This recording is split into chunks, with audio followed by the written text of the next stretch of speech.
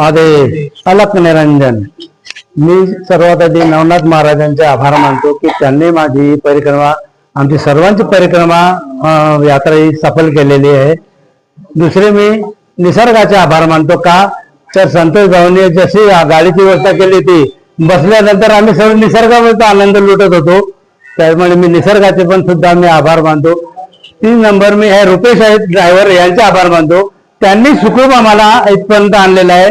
आणि संतोष भाऊ यांचे खूप खूप आभार की यांच्यामुळे ही नवनाथ यात्रा पूर्ण झाली, कारण आजपर्यंत आम्ही मोठमोठ्या कंपन्या आहेत त्या सर्व कुठे कुठे नेतात पर्यटनस्थळी, पण नवनाथ यात्रा ही संतोष भाऊ करतात, त्यामुळे सर्वांना आता महत्व कळत आहे आणि नवनाथ यात्रेला लोक येत आहेत।